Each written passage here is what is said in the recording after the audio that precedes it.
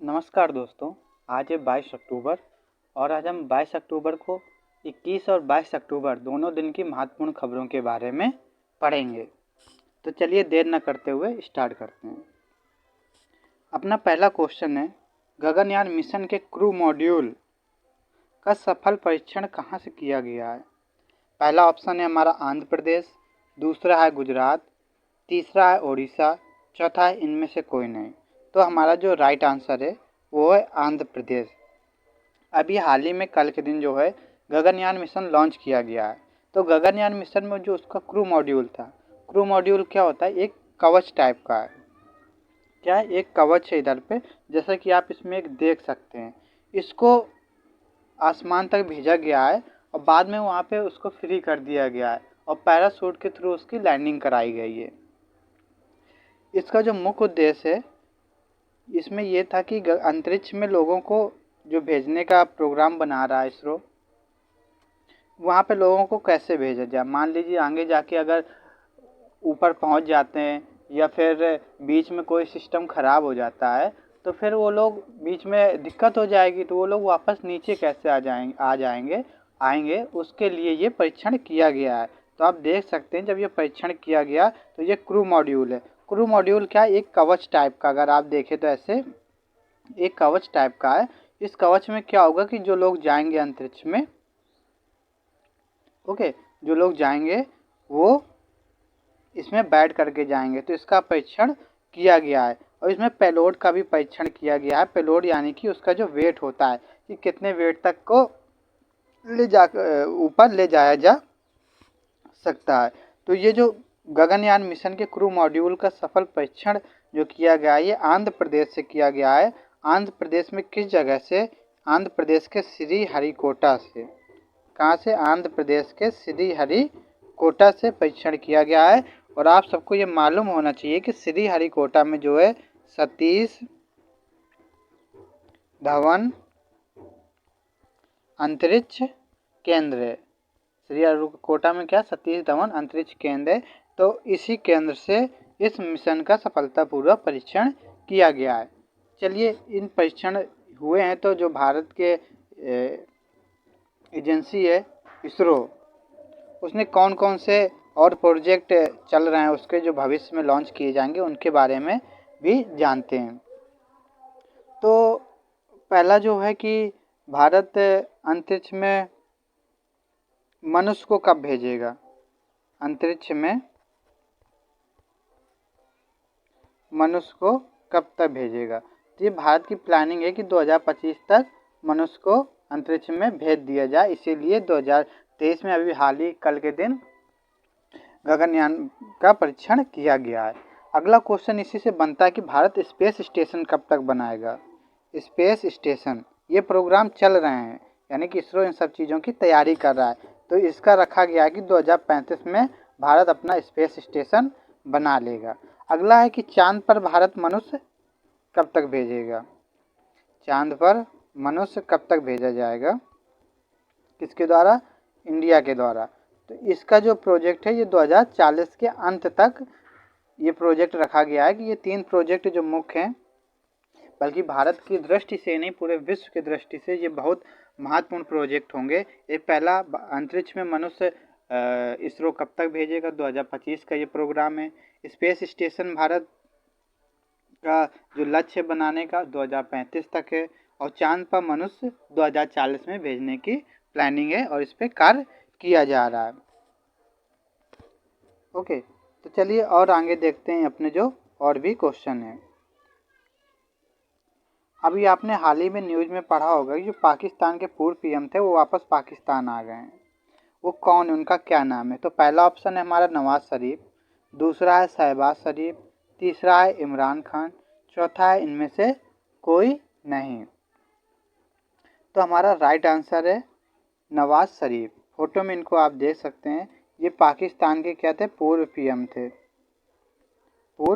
थे।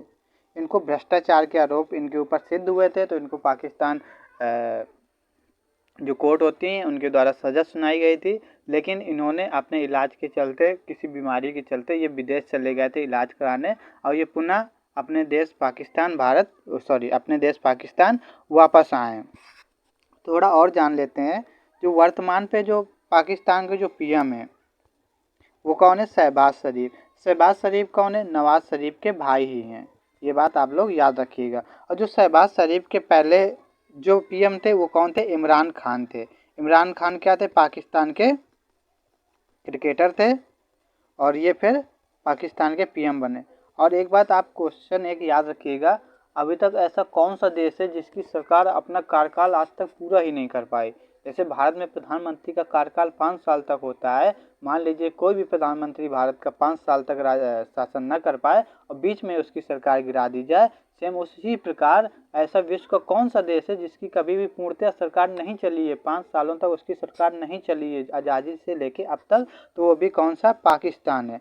हमेशा 2 साल 3 साल 4 सालों में वहाँ पे सरकार गिरा दी जाती है, क्योंकि वहाँ पे आर्मी का प्रभाव बहुत ज़्यादा है।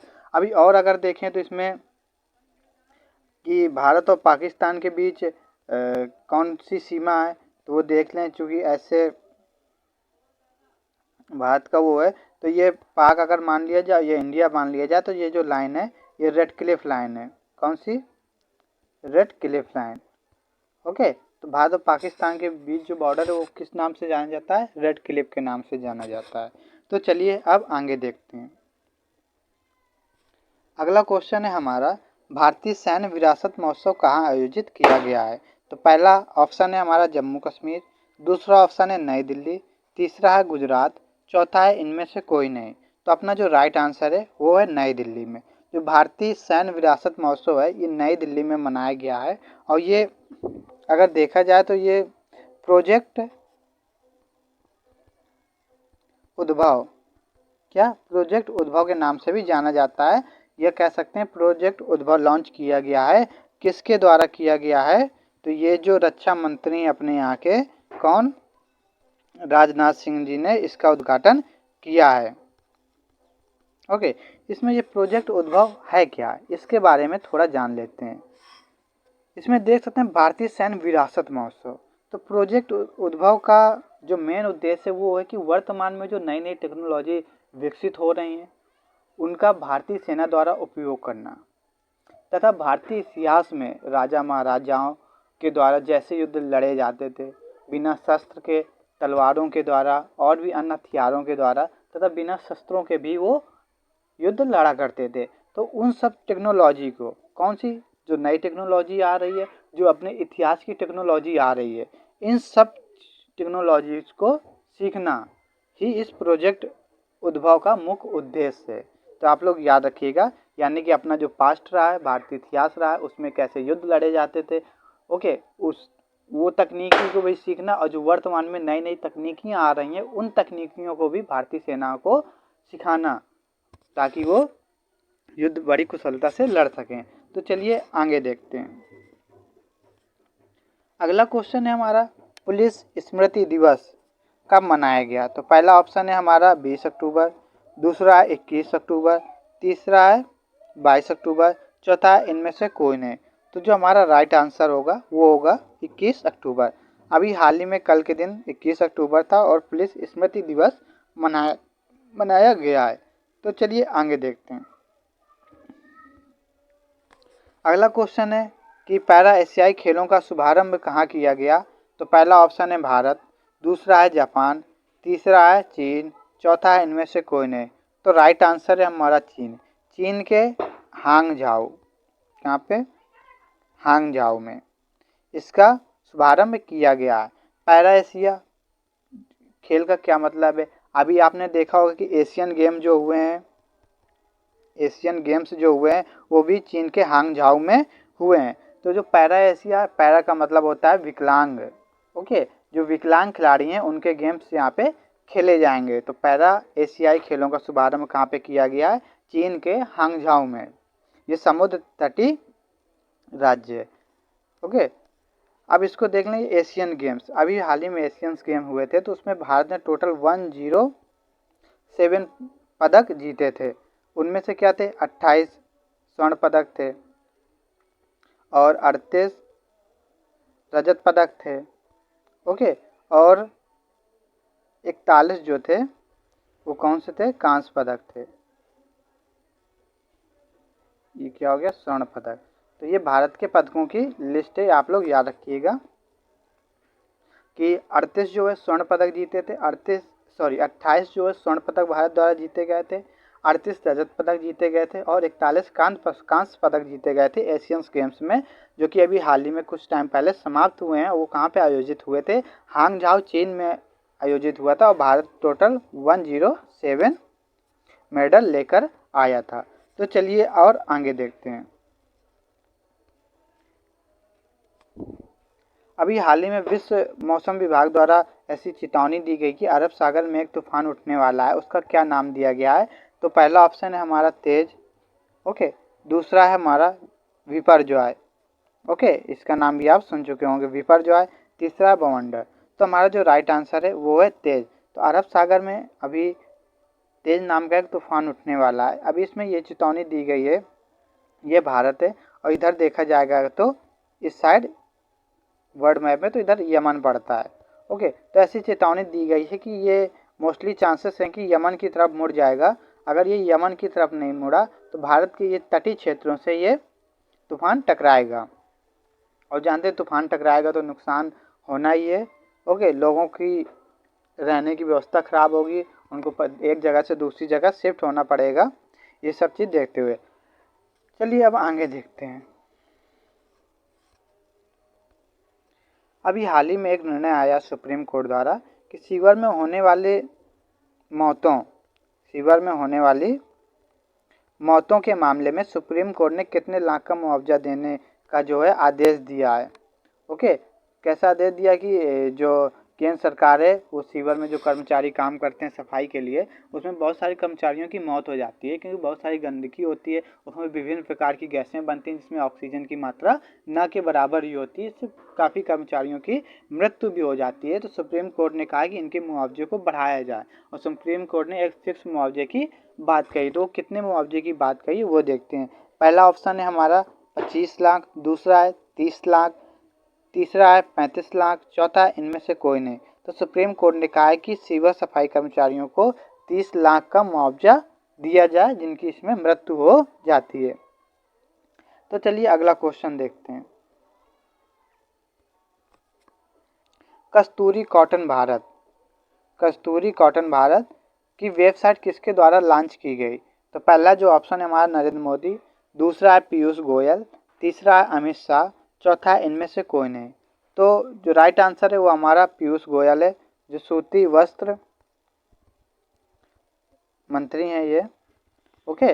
तो इन्होंने अभी एक कस्तूरी कॉटन भारत नाम की एक वेबसाइट लॉन्च की है। इसका मुख्य उद्देश्य क्या है? इसका मुख्य उद्देश्य है कि इस वेबसाइट के थ्रू लोगों को अपडेट बहुत फास्ट मिलेंगे, ओके।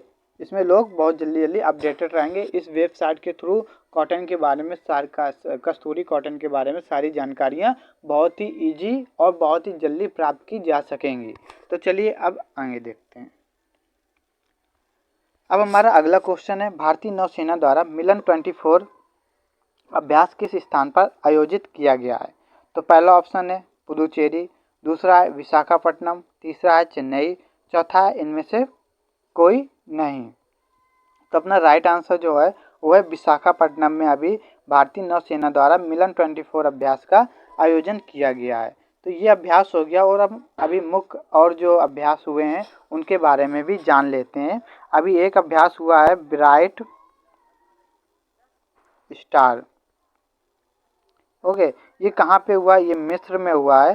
और ये न्यूज़ में क्यों आया? क्योंकि इसमें पहली बार जो इंडियन एयरफोर्स है इसने भाग लिया फर्स्ट टाइम।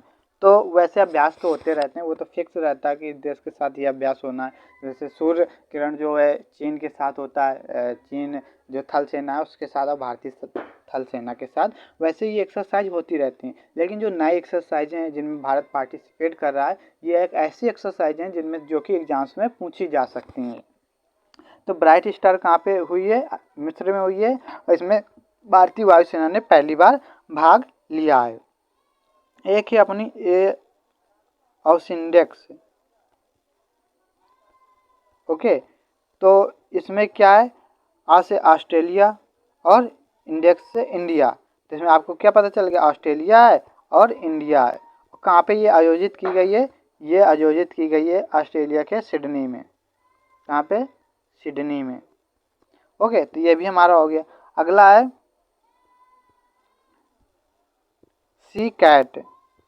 ओके, सी कैट, ये कहाँ पे आयोजित की गई, सिंगापुर में, सिंगापुर में। और इसमें भी भारत ने पहली बार हिस्सा लिया है, भारत ने पहली बार पार्टिसिपेट किया है। देखिए, और एक ब्राइट स्टार याद रखें। एक ही जायद तलवार, जायद तलवार, ये मैं केवल वो करवा रहा हूँ जो कि हम भूल जाते हैं, बाकी सब तो याद है। जायद तलवार जो है इंडिया और यूएई के बीच होता है। और ये कहाँ पे किया गया है, आयोजित की गई है ये एक्सरसाइज, दुबई में ये एक्सरसाइज आयोजित की गई है। ओके, चलिए एक और देख लेते हैं। एक है समुद्र शक्ति एक्सरसाइज।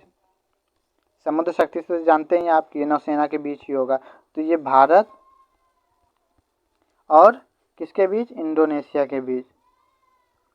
ओके, समुद्र शक्ति भारत और इंडोनेशिया भी। चलिए एक बार देख लेते हैं। जैसे ब्राइट स्टार ये मिस्र में आयोजित की गई है, इसमें भारतीय वायुसेना ने पहली बार पार्टिसिपेट किया। और अगला है ऑसिंडेक्स। ऑसिंडेक्स से समझ में आता है ऑस्ट्रेलिया और भारत, इसका आयोजन किया गया था सिडनी में। अगला है सीकैट। सीकैट का आयोजन सिंगापुर में हुआ था, इसमें भारत ने पहली बार पार्टिसिपेट किया था। अगली एक्सरसाइज हमारी जायद तलवार। जायद तलवार जो है किसके किसके बीच, इंडिया और इंडिया और संयुक्त अरब अमीरात के मध्य ये एक्सरसाइज होती है। और इस बार कहाँ पे हुई है, ये दुबई पे आयोजित की गई है। अगला हमारा समुद्र शक्ति। समुद्र शक्ति अभ्यास जो भारतीय नौसेना और इंडोनेशिया की जो नौसेना है इनके मध्य किया जाता है। तो चलिए आगे देखते हैं।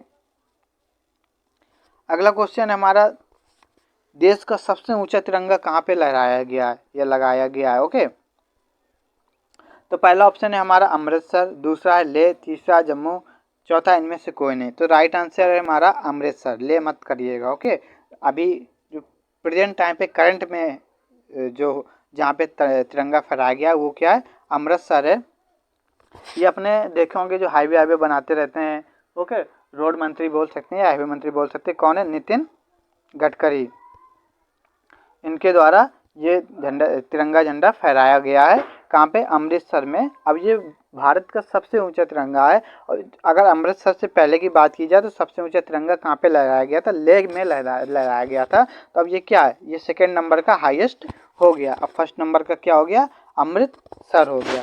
तो चलिए, हाँ, और इसमें देख सकते हैं कि ये कहाँ पे किया गया है। तो जो भारत और पाक का जो अमृतसर के पास क्या है, अटारी बॉर्डर है ना, जानते ही हो, नाम तो सुने होंगे, टीवी में देखे होंगे 15 अगस्त 26 जनवरी को वहाँ पे जो प्रोग्राम होते हैं।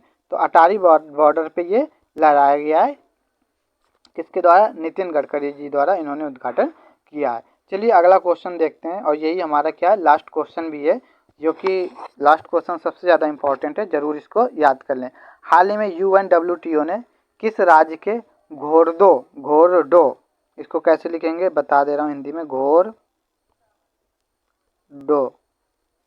गांव को सर्वश्रेष्ठ पर्यटन गांव पुरस्कार दिया गया है। तो पहला ऑप्शन है हमारा राजस्थान, दूसरा है गुजरात, तीसरा है केरल, चौथा है इनमें से कोई नहीं। तो राइट आंसर है हमारा गुजरात का एक घोरडो गांव है, उसको UNWTO ने सर्वश्रेष्ठ पर्यटन गांव का पुरस्कार दिया है। आप यहाँ पे देख सकते हैं झोपड़ी टाइप के घर बने हैं, बहुत ही सुंदर प्रतीत हो रहा है। इस गांव में सबसे ज़्यादा टूरिज्म आते जाते हैं, इसलिए इसको ये अवार्ड दिया गया है। थोड़ा इसके बारे में जान लेते हैं, UNWTO क्या है। तो इसका जो फुल फॉर्म है ये United Nation World Tourism organisation.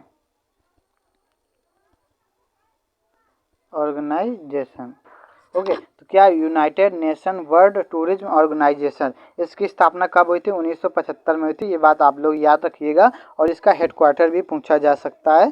क्यों पूछा जा सकता है, क्योंकि इसमें एक भारत के गांव को पुरस्कार दिया गया है, इसके मारे ये पूछा जा सकता है। तो इसका जो हेडक्वार्टर है मैड्रिड में है। मैड्रिड कहाँ पे, स्पेन में। ओके, तो ये आप याद रखिएगा।